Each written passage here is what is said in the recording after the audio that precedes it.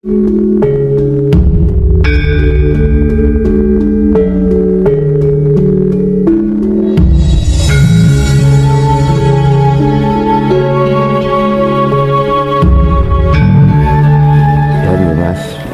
sehat nih. Oh, 2 malam belum tidur. 2 malam belum tidur, Mas? Iya, tadi kan habis pulang dari Lawu. Oh, ada acara apa di Lawu? Yes, tilik. Tilik simbah. Oh, iya. Simbah. Tidur di sana apa gimana, Mas? Kemarin itu Gimana? di Lawu. 2 hari di Lawu, nginep sana ya? Iya. Ya, apa ya? Mensinkronkan keadaan diri dengan alam. Oke. Penting ya, Mas, itu, Mas? Iya, penting. Karena ya nggak ada leluhur juga nggak ada kita, Mas. Oh, Gitu. Karena kalau kita ingin benar-benar berspiritualitas itu memang harus kita mengingat leluhur kita harus menghormati, kan gitu kan. Ibaratnya ini nek wong Jawa ki nyuwun pangestu yang gitu. Nyuwun pangestu mbah kan gitu. Biar ya kalau kita mendapat restu dari leluhur itu kan jalan kita lebih enak kan gitu.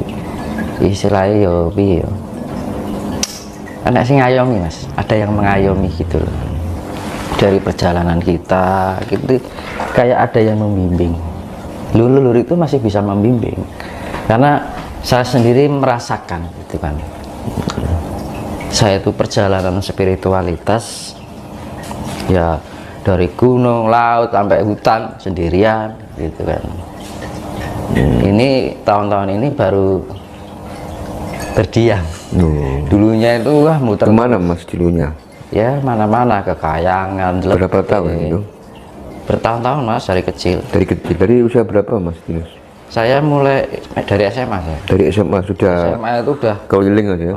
kadang sering itu lebih sering ke Gunung Lawu saya. Kenapa, Mas, ke Gunung Lawu? Ya kata hati nurani saya itu arahnya ke sana. Kan setiap spiritualitas kan dia mempunyai magnetika secara naluri. Ada energi tersendiri ya, Mas ya? Mungkin ngerti dhewe rono ke sana, netnya hati kita ke sana, ikuti aja. Yang gitu. Ya kadang-kadang gini. Kalau kita di tempat pertapa gitu, rasanya damai gitu kan. Ada rasa kasih sayang dari eyang kita gitu. Walaupun eyang itu dari berlipat-lipat keturunan kan gitu kan. Kadang-kadang ketika di saat lagi sedih gitu kayak ada yang ngayomi gitu, kayak ada teman curhat gitu. Kadang-kadang di saat apa ya kita sedih itu kadang-kadang nggak ada siapapun yang harus kita harus mengeluh dengan siapa ya kan. Ya namanya kehidupan ya, Mas. Kadang-kadang kan antar manusia kan saling mementingkan kehidupannya masing-masing gitu. Kadang-kadang kan seperti itu. Nah kadang-kadang kita butuh pengayoman itu siapa yang bisa mengerti kita gitu kan. Nah leluhur itu kita cari. Ketika Mas Dinus semedi atau hening dan lain sebagainya, apa yang dirasakan ketika leluhur itu datang menemui Mas Dinus? Menenteramkan, Mas. Jadi kayak hidup itu nggak terasa sendiri gitu. Kadang-kadang kan kita merasakan pengalaman hidup itu di saat-saat kita merasakan dalam kesendirian, ya kan? Yang namanya orang hidup kan pasti pernah mengalami keluh resah, bahagia, senang, kan gitu. Beraneka ragam rasa kan gitu. Nah dari segala benturan ujian kehidupan, kadang-kadang kan kita butuh menyendiri, mencari ketenangan diri kan gitu. Nah, aku seringnya kan sukanya ke gunung kan gitu kan.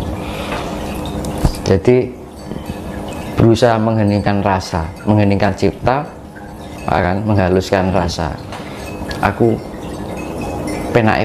enaknya gimana ya gitu. Saya ingin mengetahui rasa sejati saya itu, saya harus melangkah bagaimana, saya harus ke arah kemana.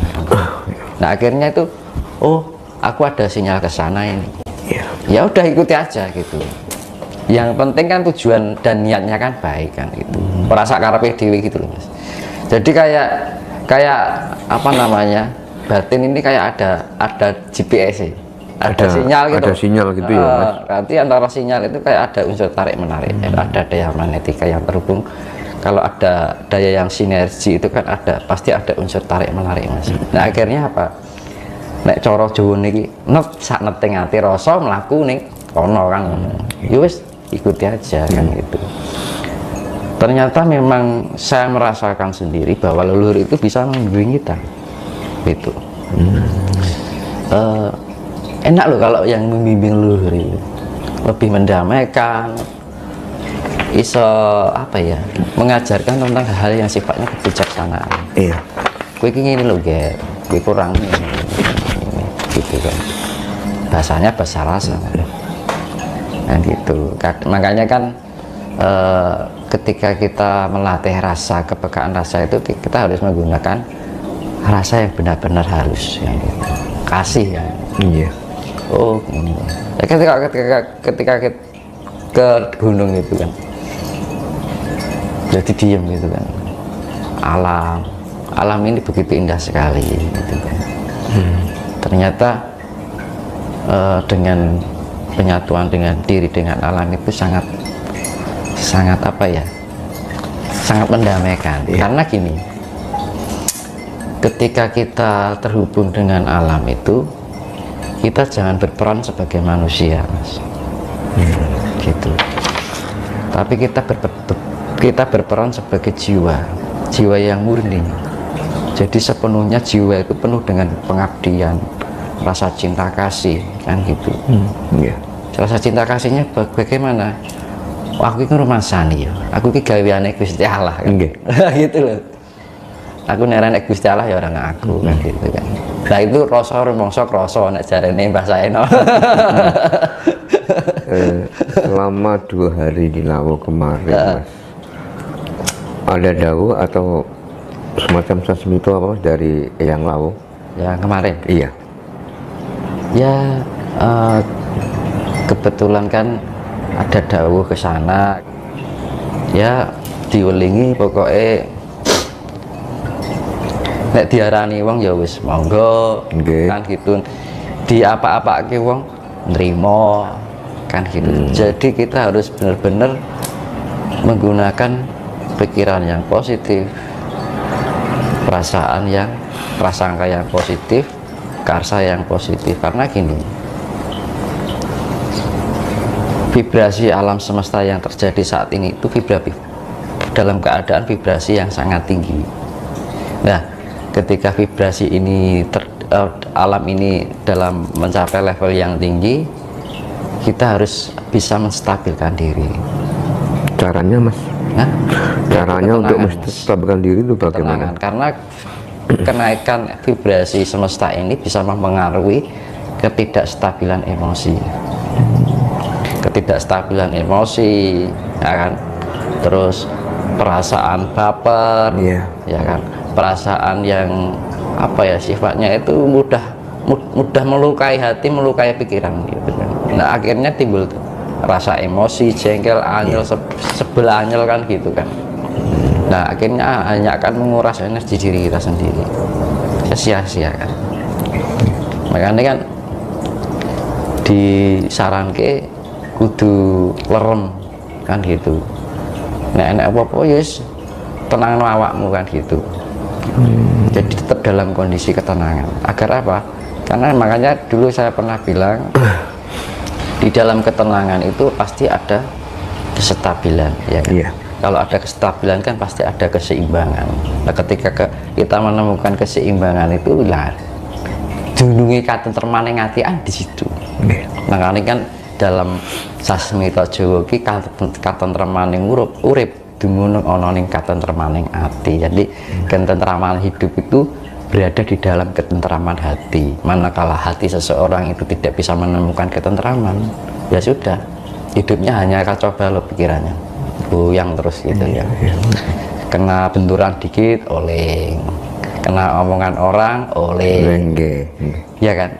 Makanya itu harus perlu pondasi, yaitu namanya ketenangan. Nah, ketenangan itu bagaimana kita bisa agar bisa menjadi pribadi yang tenang? Kita membiasakan relaksasi, makanya diperlukan meditasi, itu kan relaksasi yang